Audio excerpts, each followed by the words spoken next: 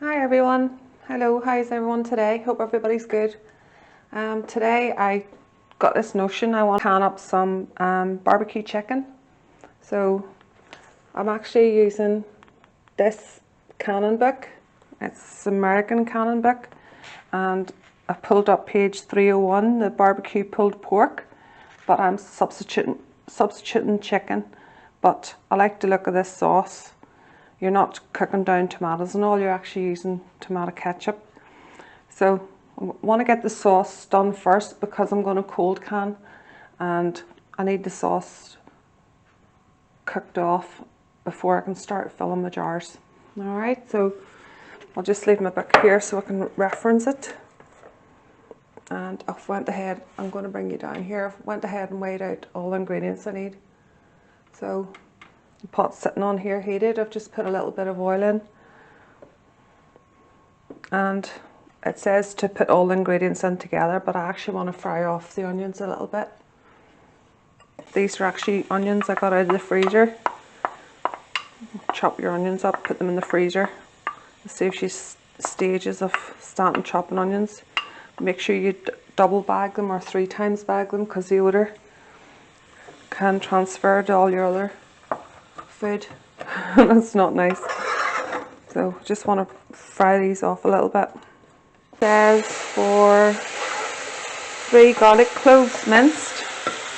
Well, I do these garlic pucks, put them on a tray and freeze them in the freezer. This is an actual tablespoon.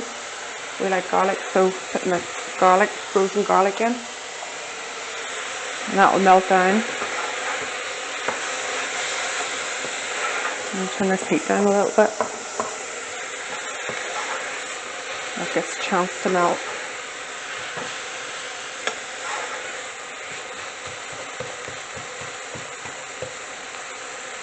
You don't want your garlic to burn, so just keep it moving in there. This needs to go down a little bit more. Okay, so that's the onions, and it asks for 1.5 cups of ketchup. So I went ahead and measured out 1.5 cups of nice ketchup. And that's going in.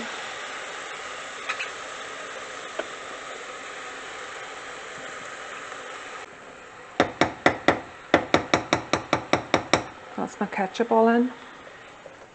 Let's get rid of you over there. Give it a bit of a stir.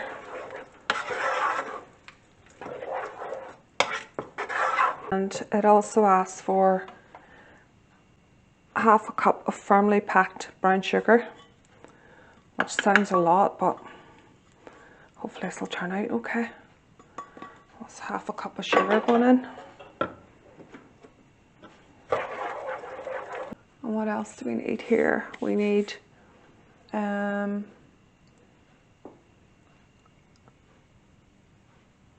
a quarter cup of apple cider vinegar going in, and 2 tablespoons of Worcester sauce or Worcester sauce going in.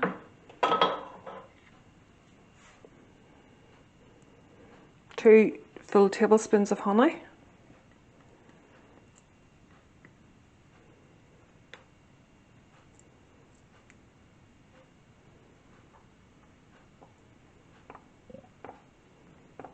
And scrape that all in.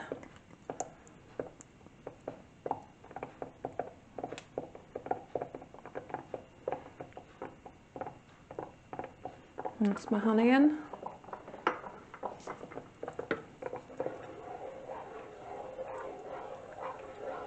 Let's give that a good mix. Now it asks for 2 tablespoons of brown mustard, but I'm going to substitute and use this whole grain mustard.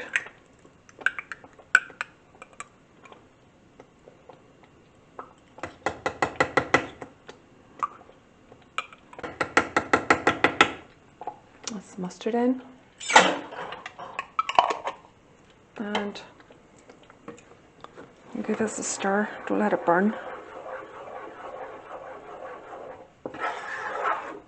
Adjust the seasonings. If I think it needs something, I'll put whatever dry seasonings I want in. Actually, one other thing I want to add is some of this liquid smoke. This gives amazing barbecue flavour. So I'm going to add a teaspoon in for now. And then if I need more, I can adjust it. This is not in the recipe, guys, so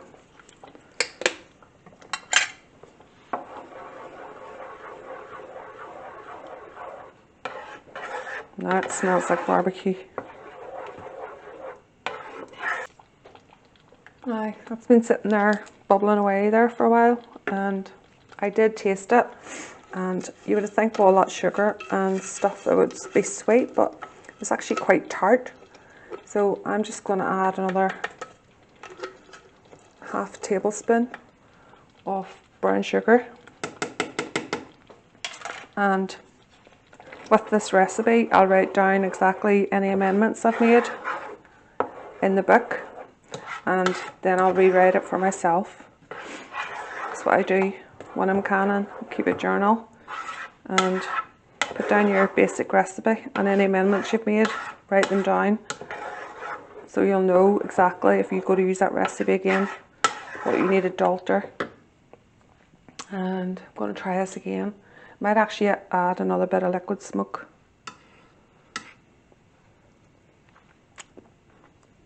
Oh, it's good. That's good, but I'm going to add another teaspoon of this.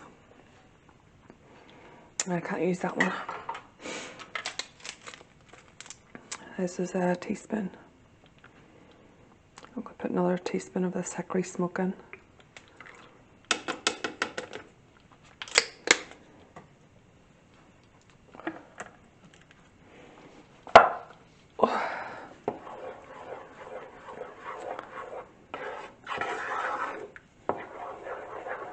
Oh, it smells good in here. Just going to get another spoon to try this again. It's all about taste whenever you're canning. There's no point in canning something if you don't like the taste of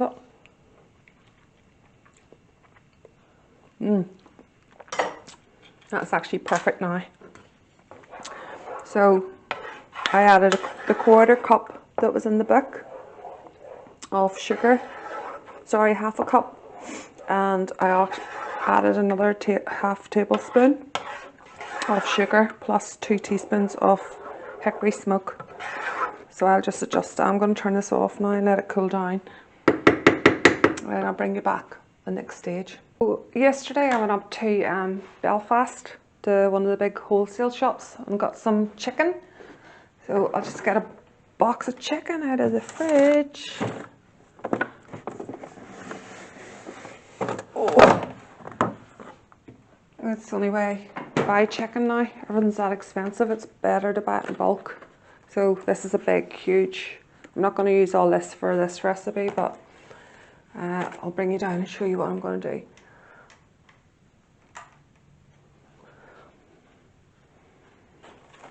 So my jars over out of the way, and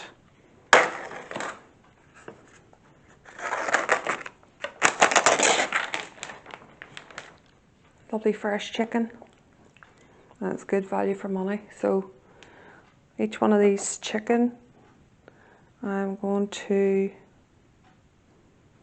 split down in half.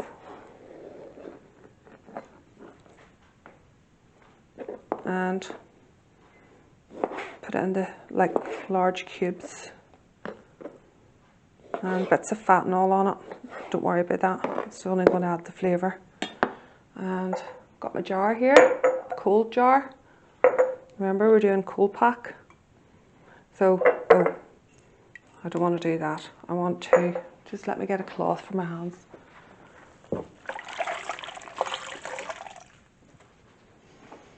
Keep a cloth handy when you're working with anything like this, guys. Keep your hands nice and clean. So I want a wee ladle. And I'm going to start by putting a bit of our sauce in the bottom. It's nice and cold now as well. So I just want to start by putting a wee bit of this in. so that this chicken doesn't actually stick to the bottom. If that makes sense. And put a bit of our sauce in. And I'm going to pack this with chicken. And this will be handy just to have, come home and heat it up, get it onto sandwiches or nice baps or wraps or anything. You can eat it on its own with potatoes, just whatever way you choose to do it. So I'm going to start stuffing chicken breast in here, and I don't want to make it really tight.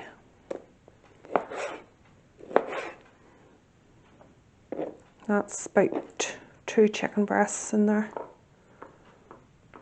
because that sauce is actually quite strong. And put my cannon funnel on, pack that meat down in a bit, bring it back, you'll actually see what I'm doing. Pack the meat down in a bit. You see the way it's catching all the sauce in the bottom, and I'm going to put more of the sauce in the top and just let it take its time till it works down in. You're not going to need a whole lot of this sauce in, as I say, it's quite strong. So just pack it down in there.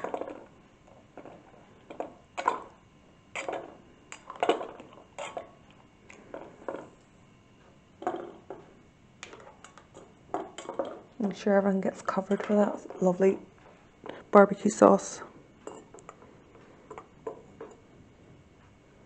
Now, let's scrape that off in there, because I'm going to be using all this.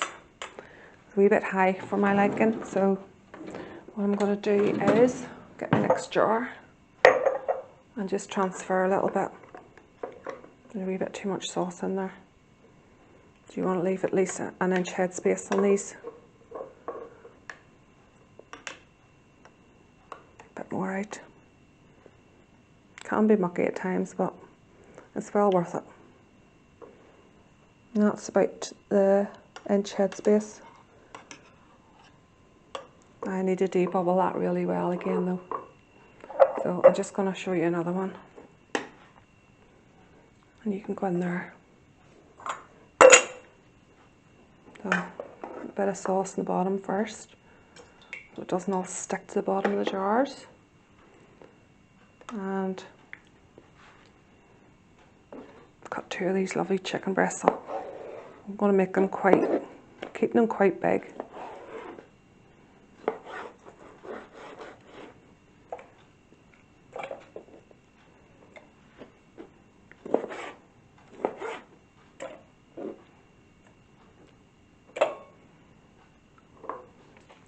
And it's taken about 2 of these for each one of these jars. So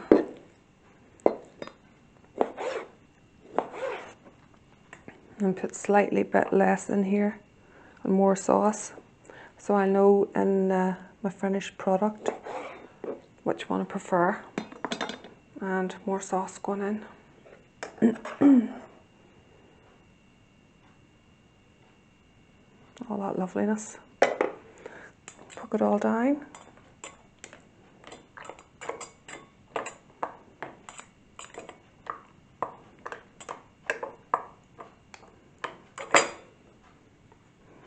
And there's a good inch head space left there. And I'll go back in here. And I'm also going to recycle some jars. These are jars that come off the supermarket shelf. And I'm going to get my funnel to sit on top. I'm going to recycle these. You can use any of these jars as long as they've went through the processing stage to go into the supermarket, so they should be fit to go through the canner. And I'm just reusing the lids. So that's my sauce in, and I'll get the chicken in.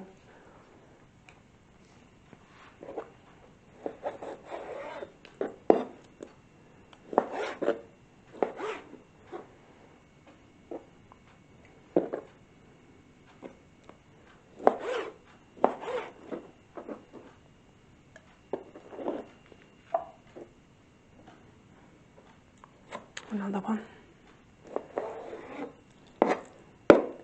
And if you don't open this and you don't eat it all at once, you can keep it and have it for the next day, for lunch, whatever you choose.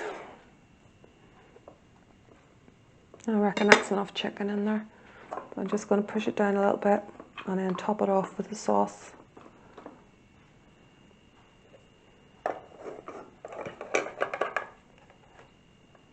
My funnel on. I need to actually get a funnel with a narrower mouth or narrower head on it. Okay. Push that all down and get all the sauce around it.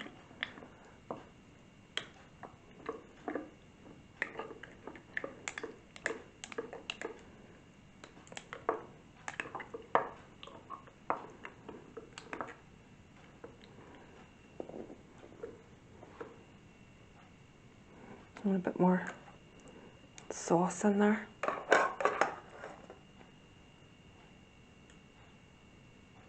Just to bring it up, and I'll obviously debubble all these again and make sure my headspace is right, and I'll be back shortly, guys. Okay, so I've went ahead, got all the jars filled, and I'm just going to take a clean, really clean cloth and vinegar.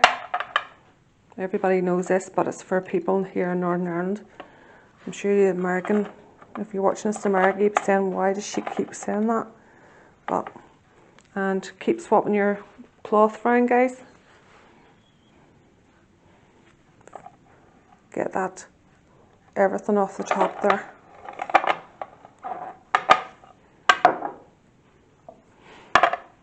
You don't want to go through this process and stuff not to seal. It's canner's worst nightmare. See how much stuff's coming off there, so that just shows you. Always use a clean bit of your, this is just an old cloth that I keep, put it through the washing machine, and it does for canning. And these are the recycled jars.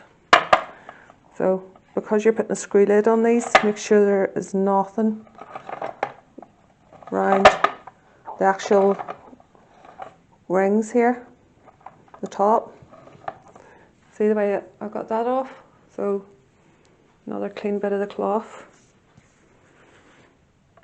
clean more vinegar, and do around the tops.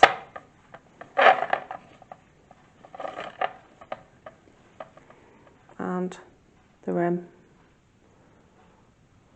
Okay.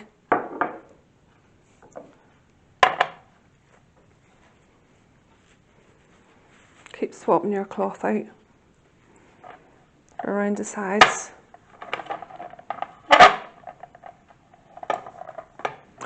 Get all that stickiness off, because that'll stop your jars from sealing.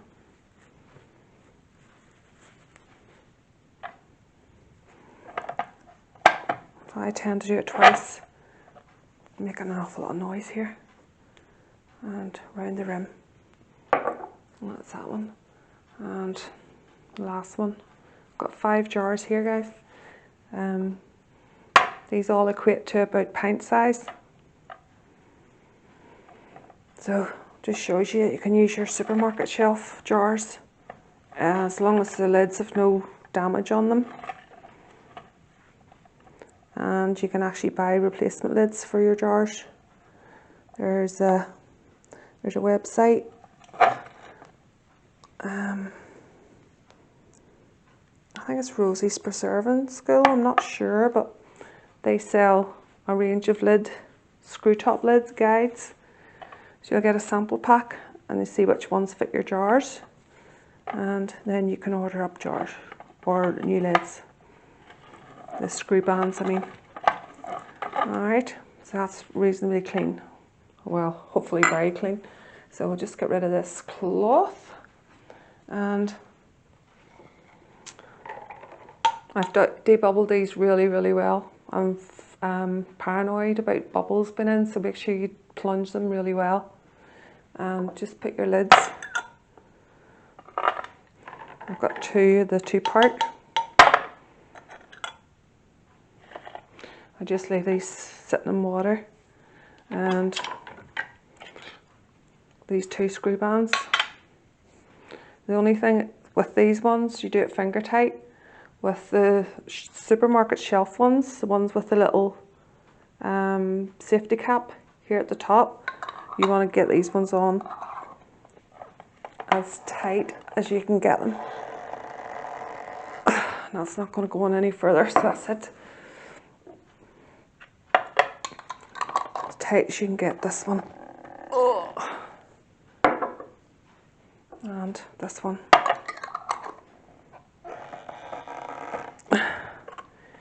Can't get those any tighter, so I'll just grab a couple of rings for the other two. Okay, so with these ones, remember they're two-part lid, so center your ring, or your lid, sorry, and get your ring on. Push it down and use these two fingers and one thumb. I've been saying 3 fingers all along, but you know what I mean. And just turn as tight as you can get with those 3, and that's finger tight. The same with this one.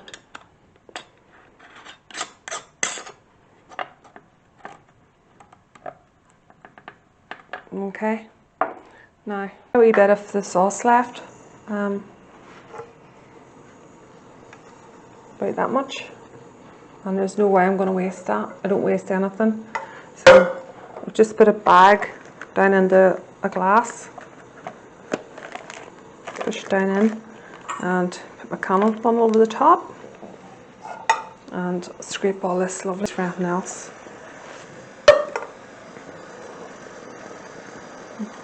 Just scrape it all down in there. Don't want to waste any. Stuff's too dear to be wasting, guys.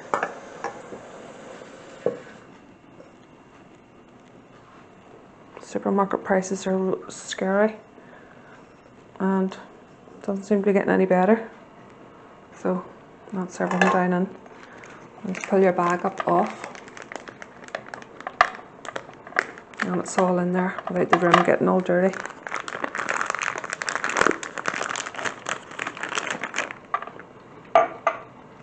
And seal it up. Squeeze the air out. And I'll label this. This will go in the freezer, and I'll use it for the next batch.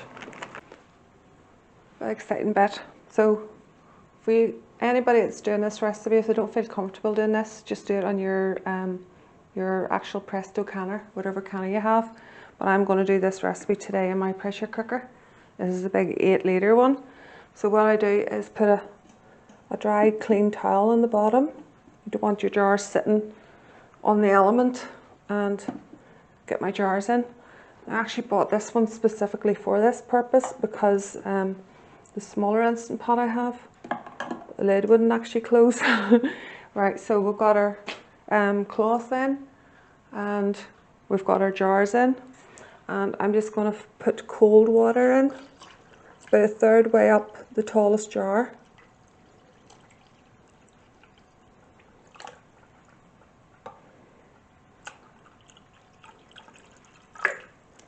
And that's 1/3 way up the tallest jar, so I'm going by this jar. The water is 1/3 of the way up it. And, oh yeah, my splash of vinegar, same as in using your canner. And now I'm going to put the lid on. Just make sure all your valves and everything's okay, the way you would check anyway. And this one you have to push down to vent, so I don't need to really check that. So make sure it's up, so it's not venting. And got my lid on, so I'm going to press pressure cook and pressure level. Make sure it's on high. Hit keep warm off, and these are going to go for 1 hour 15, 75 minutes. 1 hour 15 at high level, keep warm off, and on pressure cook. And I'll bring you back once The 75 minutes is up. The processing time's finished on this. It's ran for an hour and 15 minutes because it was pint size. The machine's actually turned itself off because I had cancelled keep warm. So all I'm waiting now for is a little safety lock to pop down at the back. Let this come down off pressure by itself. Just don't open it, guys. And I'll bring you back whenever that happens, and I'm going to lift the jars out. So the little silver safety catch has actually just fell there. It's sat for about 20 minutes, I would say. So it's now safe for me to take the lid off. And here goes, guys. And open it away from yourself. Everybody knows that. There's a lot of steam coming out of in there.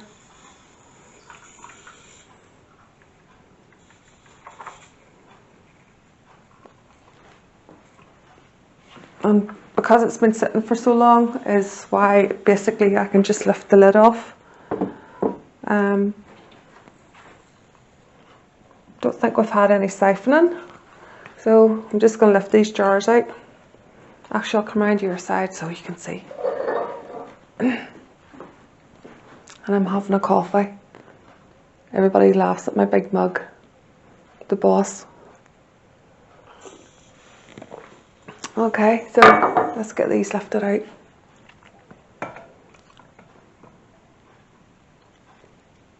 There we go.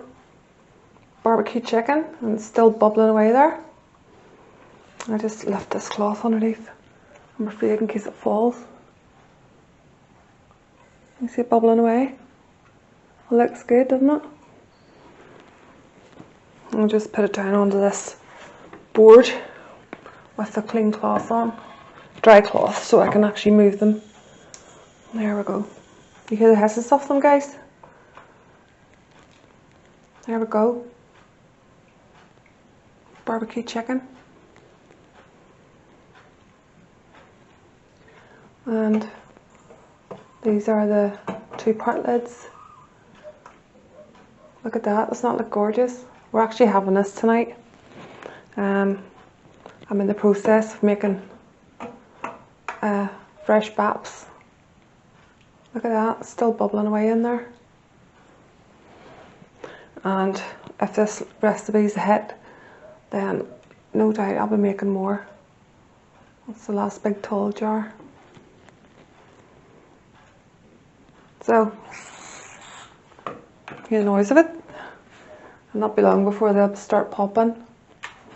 These two will just do the pinging noises, the same as what you would usually hear from your cannon. And these ones, you have to make sure that the little safety cap actually gets sucked down as they cool down. So I'm actually going to leave this video running for a while and see if you can. I love to hear the ping. So over there in the back, you see, where is it? There. I have a big pot of apricots soaking in water. We're actually going to make apricot jam with those. And beside it there, I can't really see here because the sun's blinding me. Where is it? Over there. That's dough I've sitting rising. That's for to have with this tonight for our dinner. And probably open some of the coleslaw I canned as well. Before I go, this is how I do this in the Instant Pot. I don't think it's recognised, it hasn't been tested, but as I said in the video for the pizza sauce, it works from over 10 till 11.5 psi. So same psi as I would be using for canning, which would be 10. The Instant Pot toggles between 10.2 and 11.6. I always get that the wrong way around, but I'm nearly sure it's 10, or it could be 10.6 till 11.2. I'll actually, if I can find it, I'll do a screenshot and I'll add it on. But you know yourself, if you don't feel comfortable doing this, don't be doing it. This is just a demonstration of how I do it for myself. I've used the Instant Pot many's a time here for doing smaller projects like that, and everything's been absolutely fine for me. So I'm not telling you to do this way. It's up to you to decide. You do what's right for you and your family. Do your research. If you don't want to do it this way, do not do it. Use your pressure canner. But I'm happy enough to do this, and the kitchen smells gorgeous. Can't wait to dive into these actually. So see you again in my next video, guys. It'll probably be the buns that I've got going, or could be the apricot jam. All right, everybody have a good day, and I'll see you later in my kitchen. Thanks for being here, guys. Bye.